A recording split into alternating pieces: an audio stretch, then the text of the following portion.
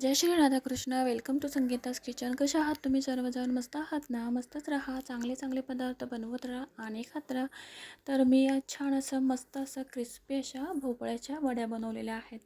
तर खूप अशा छान झालेल्या आहेत आणि गरमागरम खूप छान लागतात खायला.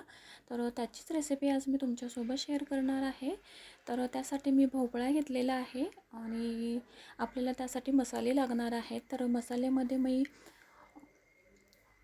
कॉर्नफ्लोअर वापरलेला आहे. इथे आमचूर पावडर घेतलेली आहे, पेरी पेरी मसाला, पांढरे तीळ, लाल मसाला आणि मीठ. चवीनुसार आपल्याला इथे मीठ घ्यायचं आहे. तर कॉर्नफ्लोअरऐवजी तुम्ही तांदळाचं पीठ देखील वापरू शकता. त्याने देखील वड्या खूप अशा छान लागणार आहेत आपल्याला खायला. पण इथे कॉर्नफ्लोअर वापरल्यामुळे ना त्याची टेस्ट अशी छान अशी क्रिस्पी लागणार आहे आपल्याला. त्यामुळे आपण कॉर्नफ्लोअर वापरलेला आहे. तर इथे भोपळा घेतलेला आहे ना आपण तो तो छान असं सोलून घेऊया, आपण असं क्लीन करून घेऊया व्यवस्थित असं. सालं वगैरे ज्या आहेत ते आपल्याला काढून घ्यायच्या आहेत त्याच्या. आणि भोपळा चवीला असा गोड लागतो, त्यामुळे मसाला तुम्ही जास्त देखील वापरू शकता. आणि ते लाल मसाला देखील आपण इथे वापरलेला आहे, त्यामुळे भोपळ्याची गोड चव आणि तिखटपणा यामुळे छान अशी वड्या छान अशा भोपळ्याच्या लागतात. चवीला खूप अशा भन्नाट अशा लागतात. फक्त एवढंच करायचं आहे की जेव्हा तुम्ही भोपळ्याच्या वड्या बनवाल तेव्हा अशा गरमागरमच खाऊन घ्या, कारण थोड्या वेळाने त्या वड्या अशा मऊ पडून जातात, लूज पडून जातात. तर आपला भोपळा घेतलेला आहे तो छान असा सोलून झालेला आहे व्यवस्थित असा. तर आपण आता कट करून घेऊया त्याला. मीडियम आकारामध्ये आपल्याला व्यवस्थित असा कट करून घ्यायचा आहे भोपळा.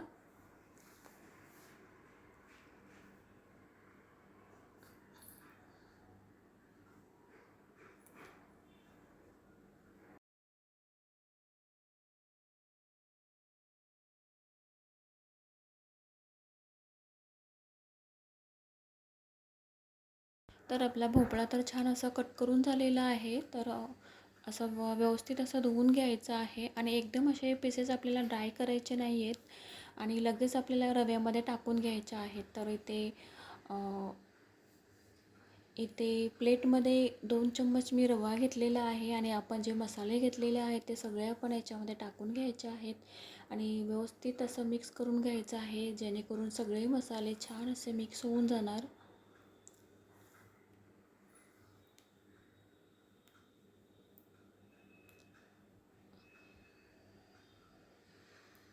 तर मसाले छान असे आपले मिक्स करून झालेले आहेत. आता भोपळ्याचे सगळे पीसेस आहेत ते आपण याच्यामध्ये टाकून घ्यायचे आहेत आणि दोन्ही साईडला छान असा रवा लावून घ्यायचा आहे.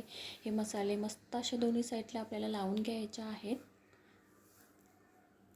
तर इकडे आपला तवा देखील छान असा मस्त असा गरम झालेला आहे. तर त्याच्यामध्ये 1 चम्मच तेल टाकून घेतलेलं आहे. आता भोपळ्याचे जे पीसेस आहेत ते सगळे आपण तव्यामध्ये टाकून घ्यायचे आहेत आणि छान असं दोन्ही साईडला मस्त असं फ्राय करून घ्यायचे आहेत आपल्याला हे सगळे पीसेस.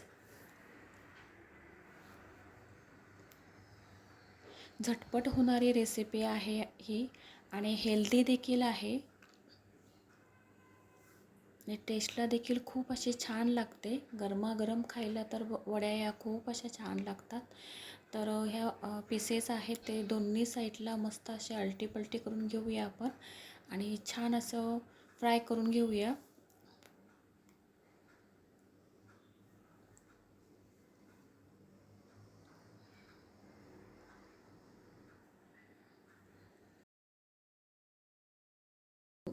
घरात जर कोणाला भोपळा आवडत नसेल तर अशा प्रकारच्या वड्या तुम्ही त्यांना करून देऊ शकता खायला.